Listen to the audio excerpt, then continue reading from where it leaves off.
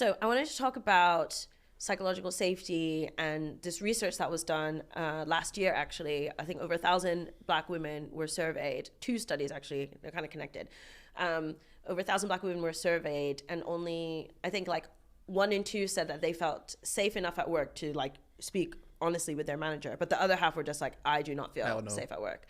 Now, another piece of research that's just come out, and I think it was like Harvard Business School that published it literally this last week of January or something like that, talked about how researching like over 20,000 Black women over like a 10-year period in like professional services firms found that Black women had worse career outcomes when they were like not around other Black people, because they were like given like extra scrutiny. They had to like face additional challenges.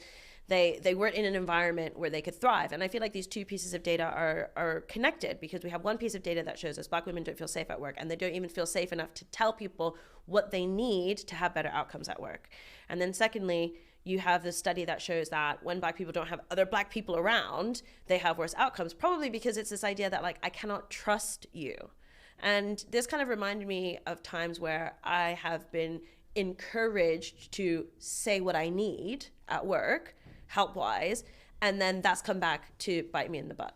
So I'll give a specific example. I was working in a high-growth startup, venture-backed startup, and I was in a revenue-generating role. Most of the team were, and I was responsible for hitting a 6-figure target. We all were. None of us were hitting the targets, and we're raising around. We need to get better.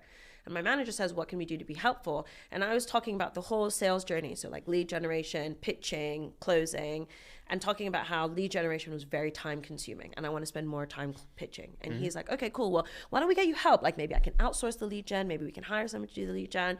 And I was like, okay, sure. Fast forward many months later, this environment was really toxic. Like there was sexist jokes, racist remarks. I really didn't like it. And I took them to HR. And when HR said to my manager, how would you like to respond to these, allegations that Abadesi's made? He says, well, she actually doesn't know how to do her job.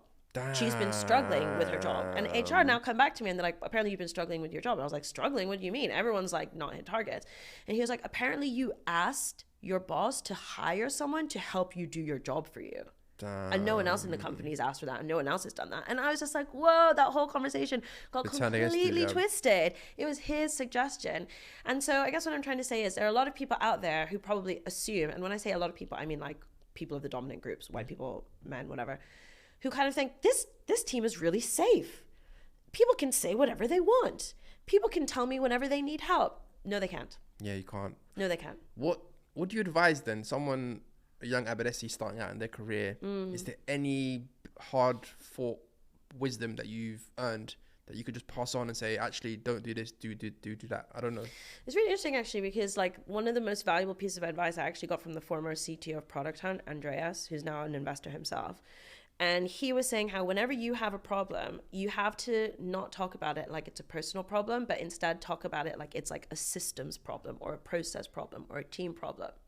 So let's say there's someone on your team, you're a young junior woman, and there's someone on your team who is always interrupting you or always stealing your ideas.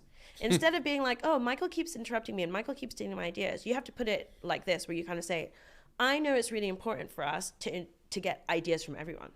And I know it's really important for us to make sure like everyone's taking up airtime. But I've noticed that Michael in meetings tends to like be quite interrupting of everyone, and also tends to take up a lot of airtime. And I'm just curious, how do you think that's going to affect our overall productivity? And how do you think that's going to affect our overall innovation? You're still addressing the issue that's personally affecting you, but you're like taking it into the abstract and like tying it in with that. And I do think like it obviously is a finesse and it takes more effort and it takes more work.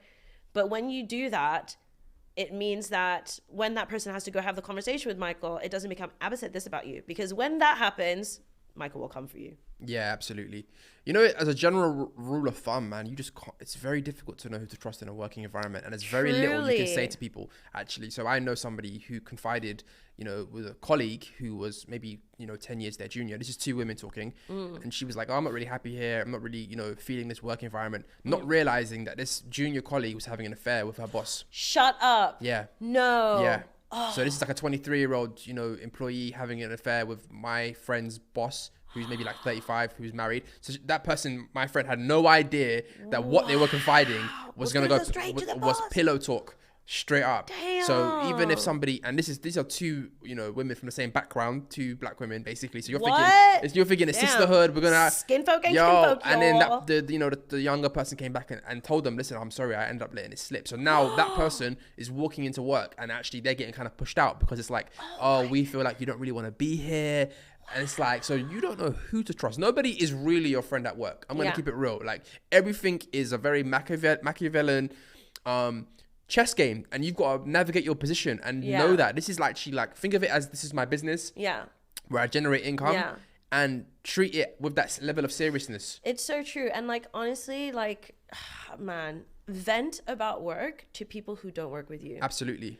Or a therapist. And I know how important it is to vent about work. I know that is part of managing stress, and I get that, but never say anything at work that you would not say in the public domain, because you just have to assume that people are like sleeping with so-and-so or housemates with so-and-so or gonna get drunk at the pub with so-and-so, and they're gonna gossip about you. And then also the other thing is, if they say to you, let's get on a call to talk about it, try to keep it on email as much as possible.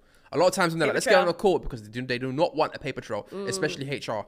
And I don't even work in corporate, but these are the things that I've seen with my loved ones who have been working in the work world. And I've seen, like, actually, they're always trying to get you on a call because they don't want no damn paper trail. Of course not. That's what the lawyers train them. Okay, here we go.